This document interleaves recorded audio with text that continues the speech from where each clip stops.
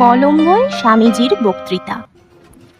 America ও ইউরোপে ৩ বৎসর কাল বেদান্ত প্রচার করিয়া ১৮৯৭ খ্রিস্টাব্দের ১৫ই জানুয়ারি স্বামীজি সিংহলের রাজধানী কলম্বো বন্দরে অবতরণ করেন।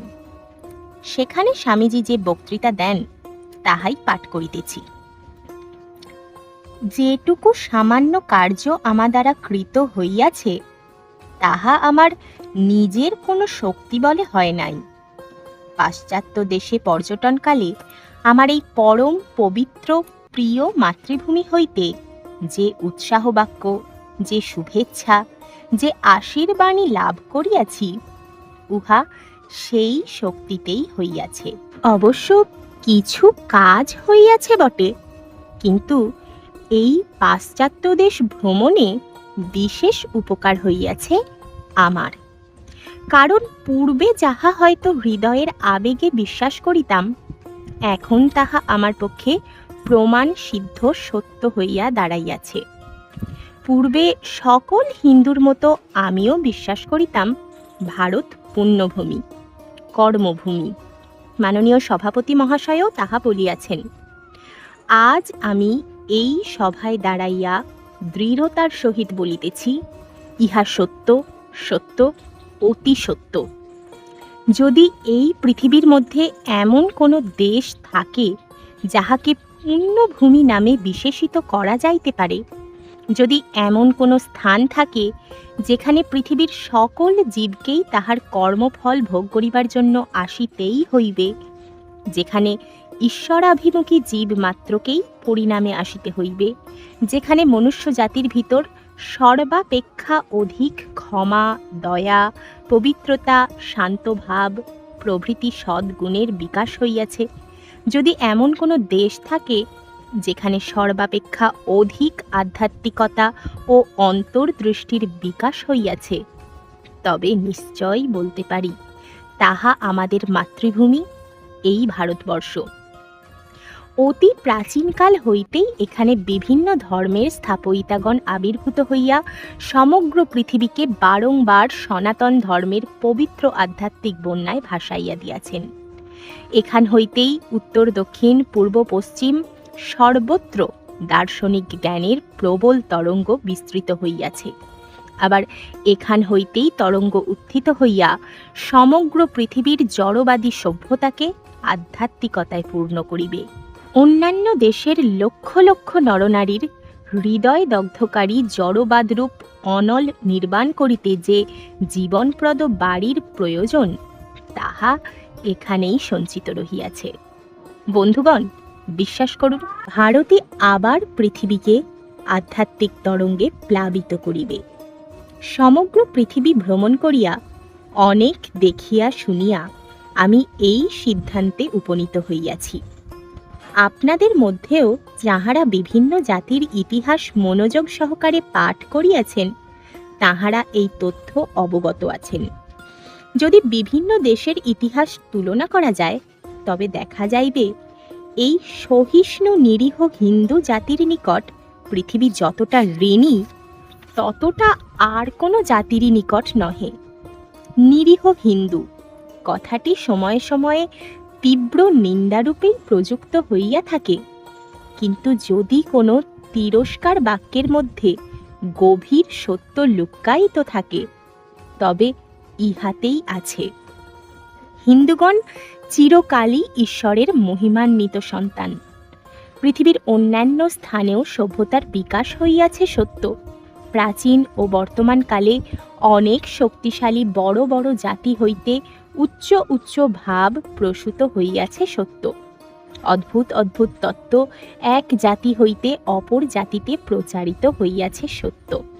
কোনো কোনো জাতির জীবন তরঙ্গ প্রসারিত হইয়া চতুর্দিকে মহাশক্তিশালী ভাবের বীজসমূহ ছড়াইয়াছে সত্য।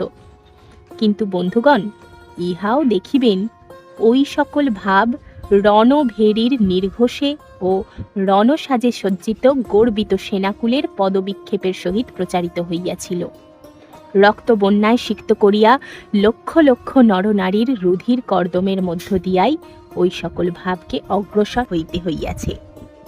প্রত্যেক শক্তিপূর্ণ ভাব প্রচারের পশ্চাতেই অগণিত মানুষের হাহাকার, অনাথের ক্রন্দন ও বিধবার অশ্রুপাত লক্ষিত হইয়াছে। প্রধানত এই উপায়েই অপর জাতি সকল পৃথিবীকে শিক্ষা দিয়াছে। ভারত কিন্তু শান্তভাবে সহস্র সহস্র বর্ষ ধরিয়া জীবিত রহিয়াছে। যখন গ্রীসের অস্তিত্বই ছিল না, রোম যখন ভবিষ্যতের অন্ধকারে লুক্কায়িত ছিল, যখন আধুনিক ইউরোপীয়দের পূর্বপুরুষেরা জার্মানির গভীর অরণ্যে অসভ্য অবস্থায় নীল বর্ণে নিজেদের রঞ্জিত করত, তখনও ভারতের কর্মশক্তির পরিচয় পাওয়া যায়। আরও প্রাচীনকালে ইতিহাস যাহার কোনো সংবাদ রাখে না, কিংবদন্তিও যে সুদূর অতীতের ঘনান্ধকারে দৃষ্টিপাত করিতে সাহস করে না, সেই অতি প্রাচীনকাল হইতে বর্তমানকাল পর্যন্ত ভাবের পর ভাবের তরঙ্গ ভারত হইতে প্রসারিত হইয়াছে। কিন্তু উহার প্রত্যেকটি তরঙ্গই সম্মুখে শান্তি ও পশ্চাতে আশীর্বাণী লইয়া অগ্রসর হইয়াছে। পৃথিবীর সকল জাতির মধ্যে কেবল আমরাই কখনো অপর জাতিকে যুদ্ধ বিগ্রহ দ্বারা জয় করি নাই। সেই শুভ কর্মের ফলেই আমরা এখনো জীবিত। এমন সময় ছিল যখন প্রবল গ্রিক বাহিনীর বীর দর্পে বসুন্ধরা কম্পিত হইত। তাহারা এখন কোথায়? তাহাদের চিহ্ন মাত্র নাই। গ্রীসের গৌরব রবি আজ অস্তমিত। এমন একদিন ছিল যখন রোমের সেনাঙ্কিত বিজয় পতাকা জগতের বাঞ্ছিত সমস্ত ভোগ্য পদার্থের উপরেই উড্ডীয়মান ছিল। রোম সর্বত্র যাইত এবং মানব জাতির উপর প্রভুত্ব বিস্তার করিত। রোমের নামে পৃথিবী কাঁপিত। আজ ক্যাপিটোলাইন গিরি ভগ্নস্তূপ মাত্রে পর্যবসিত। ক্যাপিটোলাইন হিল হল রোম যে 7টি পর্বতের উপর নির্মিত ছিল তাহার একটি। যেখানে সিজারগণ দোর্দণ্ড প্রতাপে রাজত্ব করিতেন, সেখানে আজ পূর্ণনাভ তন্তু রচনা করিতেছে। অন্যান্য অনেক জাতি এইরূপ উঠিয়াছে, আবার পড়িয়াছে। মদগর্বে স্ফীত হইয়া প্রভুত্ব বিস্তার করিয়া স্বল্পকাল মাত্র অত্যাচার কলঙ্কিত জীবন যাপন করিয়া তাহারা জল বুদ্বুদের ন্যায় বিলীন হইয়া গিয়াছে। এই রূপেই এই সকল জাতি মনুষ্য সমাজে নিজেদের চিহ্ন এককালে অঙ্কিত করিয়া এখন অন্তর্হিত হইয়াছে। আপনারা কিন্তু এখনো জীবিত। আর আজ যদি মনু এই ভারতভূমিতে পুনরাগমন করেন, তিনি এখানে আসিয়া কিছু মাত্র আশ্চর্য হইবেন না। কোনো এক অপরিচিত স্থানে আসিয়া পড়িয়াছি এ কথা মনে করিবেন না। সহস্র সহস্র বর্ষব্যাপী চিন্তা ও পরীক্ষার ফলস্বরূপ সেই প্রাচীন বিধান সকল এখানে এখনো বর্তমান। শত শত শতাব্দীর অভিজ্ঞতার ফলস্বরূপ সেই সকল সনাতন আচার এখানে এখনো বর্তমান। যতই দিন যাইতেছে ততই দুঃখ দুর্বিপাক তাহাদের উপর আঘাতের পর আঘাত করিতেছে। তাহাতে শুধু এই ফল হইয়াছে যে সেগুলি আরও দৃঢ়, আরও স্থায়ী আকার ধারণ করিতেছে। ওই সকল আচার ও বিধানের কেন্দ্র কোথায়? কোন হৃদয় হইতে শোণিত সঞ্চালিত হইয়া উহাদিগকে পুষ্ট রাখিতেছে? আমাদের জীবনের মূল উৎসই বা কোথায়? ইহা যদি জানিতে চান, তবে বিশ্বাস করুন, তাহা এই ধর্মভাবেই বিদ্যমান। সমগ্র পৃথিবী ঘুরিয়া আমি যে সামান্য অভিজ্ঞতা লাভ করিয়াছি, তাহাতে আমি এই সিদ্ধান্তেই উপনীত হইয়াছি।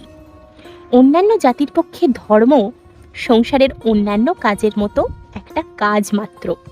রাজনীতি চর্চা আছে, সামাজিকতা আছে, ধন ও প্রভুত্বের দ্বারা যাহা পাওয়া যায় তাহা আছে, ইন্দ্রিয় নিচয় যাহাতে আনন্দ অনুভব করে তাহার চেষ্টা আছে।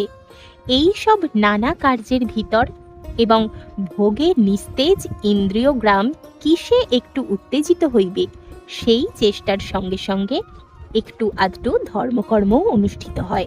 এখানে এই ভারতে কিন্তু মানুষের সমগ্র চেষ্টা ধর্মের জন্য।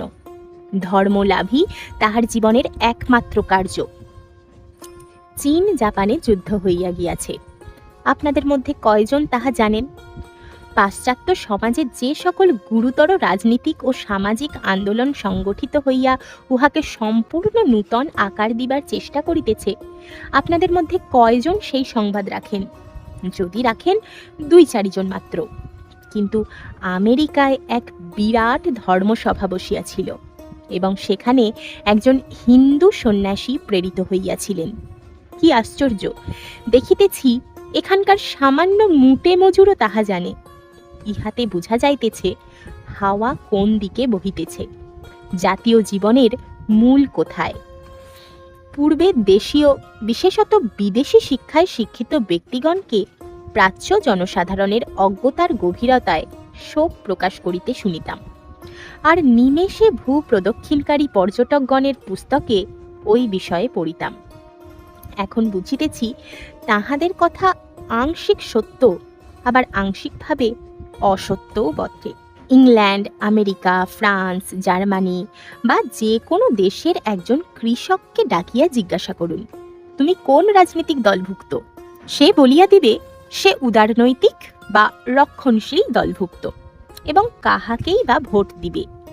আমেরিকার কৃষক জানে সে রিপাবলিকান বা ডেমোক্র্যাট, এমনকি রৌপ্য সমস্যা সম্বন্ধেও তাহার কিছু জ্ঞান আছে। কিন্তু তাহার ধর্ম সম্বন্ধে তাহাকে জিজ্ঞাসা করুন, সে বলিবে বিশেষ কিছু জানি না, গির্জায় গিয়া থাকি মাত্র। বড়জোর সে বলিবে তাহার পিতা খ্রিস্ট ধর্মের অমুক শাখাভুক্ত ছিলেন, সে জানে গির্জায় যাওয়াই ধর্মের চূড়ান্ত। অপরদিকে একজন ভারতীয় কৃষককে জিজ্ঞাসা করুন, রাজনীতি সম্পর্কে কিছু জানো কি? সে আপনার প্রশ্নে বিস্মিত হইয়া বলিবে, এটা আবার কি? সোশ্যালিজম প্রভৃতি সমাজতান্ত্রিক আন্দোলন, পরিশ্রম ও মূলধনের সম্পর্ক এবং এইরূপ অন্যান্য কথা সে জীবনে কখনো শোনে নাই। সে কঠোর পরিশ্রম করিয়া জীবিকা অর্জন করে।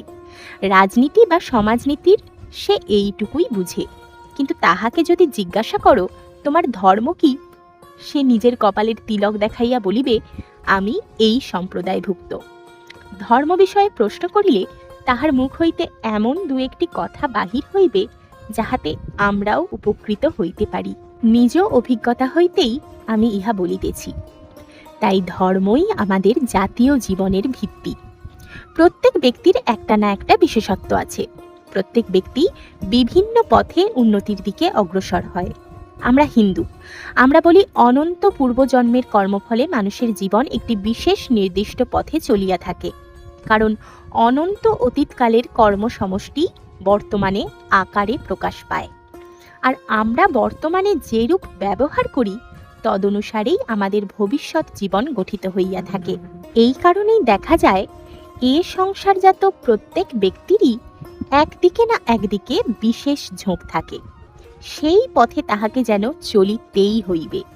সেই ভাব অবলম্বন না করিলে সে বাঁচিতে পারিবে না। ব্যক্তি সম্পর্কে যেমন ব্যক্তির সমষ্টি, জাতি সম্বন্ধেও ঠিক তাই। প্রত্যেক জাতির যেন একটি বিশেষ ঝোঁক থাকে। প্রত্যেক জাতিরই জীবনের যেন একটি বিশেষ উদ্দেশ্য থাকে। সমগ্র মানব জাতির জীবনকে সর্বাঙ্গ সম্পূর্ণ করিবার জন্য প্রত্যেক জাতিকেই যেন একটি বিশেষ ব্রত পালন করিতে হয়।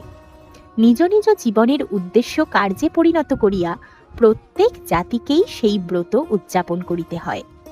রাজনীতিক বা সামরিক শ্রেষ্ঠতা কোনো কালেই আমাদের জাতীয় জীবনের উদ্দেশ্য নহে, কখনো ছিল না, আর জানিয়া রাখুন কখনো হইবেও না। তবে আমাদের জাতীয় জীবনের অন্য উদ্দেশ্য আছে। তাহা এই, সমগ্র জাতির আধ্যাত্মিক শক্তি সংহত করিয়া যেন এক বিদ্যুৎ আধারে রক্ষা করা, এবং যখনই সুযোগ উপস্থিত হয় তখনই এই সমষ্টিভূত শক্তির বন্যায় সমগ্র পৃথিবী প্লাবিত করা। যখনই পারসিক, গ্রিক, রোম, আরব বা ইংরেজরা তাদের অজেয় বাহিনী সহ দিগ্বিজয়ে বহির্গত হইয়া বিভিন্ন জাতিকে এক সূত্রে গঠিত করিয়াছে, তখনই ভারতের দর্শন ও আধ্যাত্মবিদ্যা এই সকল নতুন পথের মধ্য দিয়া জগতে বিভিন্ন জাতির শিরায় শিরায় প্রবাহিত হইয়াছে। সমগ্র মনুষ্য জাতির উন্নতিকল্পে শান্তিপ্রিয় হিন্দুরও কিছু দিবার আছে। আধ্যাত্মিক আলোকই পৃথিবীর কাছে ভারতের দান। এই রূপে অতীতে ইতিহাস পাঠ করিয়া আমরা দেখিতে পাই, যখনই কোনো প্রবল দিগ্বিজয়ী জাতি পৃথিবীর বিভিন্ন জাতিকে এক সূত্রে গ্রথিত করিয়াছে, ভারতের সহিত অন্যান্য দেশের অন্যান্য জাতির মিলন ঘটাইয়াছে, নিঃসঙ্গতা প্রিয় ভারতের একাকিত্ব তখনই ভাঙিয়াছে। যখন এই ব্যাপার ঘটিয়াছে, তখনই তাহার ফলস্বরূপ সমগ্র পৃথিবীতে ভারতের আধ্যাত্মিক তরঙ্গের বন্যা ছুটিয়াছে। বর্তমানে ঊনবিংশ শতাব্দীর প্রারম্ভে বিখ্যাত জার্মান দার্শনিক শোপেনহাওয়ার বেদের এক প্রাচীন অনুবাদ হইতে জনৈক ফরাসি যুবককৃত অস্পষ্ট ল্যাটিন অনুবাদ পাঠ করিয়া বলিয়াছেন, উপনিষদ ব্যতীত সারা পৃথিবীতে হৃদয়ের উন্নতি বিধায়ক আর কোনো গ্রন্থ নাই। জীবৎকালে উহা আমাকে সান্ত্বনা দিয়াছে, মৃত্যুকালে উহাই আমাকে শান্তি দিবে। অতঃপর সেই বিখ্যাত জার্মান দার্শনিক ভবিষ্যৎবাণী করিয়াছেন, গ্রিক সাহিত্যের পুনরভ্যুদয়ের চিন্তাপ্রণালীতে যে পরিবর্তন সাধিত হইয়াছিল, শীঘ্রই তাহা অপেক্ষা শক্তিশালী ও ব্যাপক পরিবর্তন জগৎ প্রত্যক্ষ করিবে। আজ তাহার ভবিষ্যৎবাণী সফল হইয়াছে। যাহারা চক্ষু খুলিয়া আছেন, যাহারা পাশ্চাত্য জগতের বিভিন্ন জাতির মনের গতি বুঝেন, যাহারা চিন্তাশীল এবং বিভিন্ন জাতি সম্বন্ধে বিশেষ আলোচনা করেন, তাহারা দেখিবেন ভারতের চিন্তার এই ধীর অবিরাম প্রবাহের দ্বারা জগতের ভাব গতি, চালচলন ও সাহিত্যের কি গুরুতর পরিবর্তন সাধিত হইয়াছে। তবে ভারতীয় প্রচারের একটি বিশেষত্ব আছে। আমি সে সম্বন্ধে আপনাদিগকে পূর্বেই কিঞ্চিত আভাস দিয়াছি। আমরা কখনো বন্দুক ও তরবারির সাহায্যে কোনো ভাব প্রচার করি নাই। যদি ইংরেজি ভাষায় কোনো শব্দ থাকে যাহা দ্বারা জগতের নিকট ভারতের দান প্রকাশ করা যাইতে পারে, যদি ইংরেজি ভাষায় এমন কোনো শব্দ থাকে যাহা দ্বারা মানবজাতির উপর ভারতের সাহিত্যের প্রভাব প্রকাশ করা যাইতে পারে, তাহা হচ্ছে ফ্যাসিনেশন, সম্মোহনী শক্তি। হঠাৎ যাহা মানুষকে মুগ্ধ করে, ইহা সেইরূপ কিছু নহে, বরং ঠিক তার বিপরীত। উহা ধীরে ধীরে অজ্ঞাতসারে মানব মনে তাহার প্রভাব বিস্তার করে। অনেকের পক্ষে ভারতীয় চিন্তা, ভারতীয় প্রথা, ভারতীয় আচার ব্যবহার, ভারতীয় দর্শন, ভারতীয় সাহিত্য প্রথম দৃষ্টিতে বিসদৃশ্য মনে হয়। কিন্তু যদি মানুষ অধ্যাবসায়ের সহিত আলোচনা করে, মনোযোগের সহিত ভারতীয় গ্রন্থরাজি অধ্যয়ন করে, ভারতীয় আচার ব্যবহারের মূলীভূত মহান তথ্যসমূহের সহিত বিশেষভাবে পরিচিত হয়, তবে দেখা যাইবে শতকরা ৯৯ জনই ভারতীয় চিন্তার সৌন্দর্যে, ভারতীয় ভাবে মুগ্ধ হইয়াছে। লোকলোচনের অন্তরালে অবস্থিত অশ্রুত অথচ মহাফলপ্রসূ উষাকালীন শান্ত শিশির সম্পাতের মতো এই ধীর সহিষ্ণু সর্বংসহ ধর্মপ্রাণ জাতি চিন্তা জগতে নিজ প্রভাব বিস্তার করিতেছে। এই বক্তৃতার পরবর্তী অংশ শুনব পরের পর্বে। আমার পাঠ ভালো লেগে থাকলে অবশ্যই চ্যানেলটি সাবস্ক্রাইব করে বেল আইকনটি প্রেস করবেন। ধন্যবাদ।